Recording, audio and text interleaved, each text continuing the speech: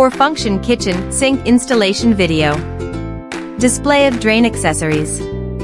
Unscrew the screw in the middle of the water outlet. The white gasket and water outlet are on top. The black gasket and drain are below. Align the assembly and tighten the screws.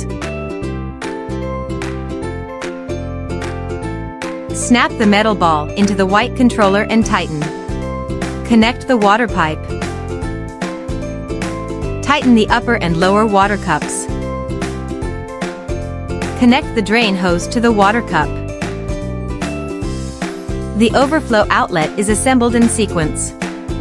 Put in the washers and tighten the screws.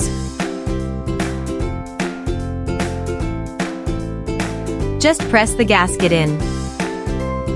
Connect the overflow pipe next to it. Overflow pipe connected to sewer pipe.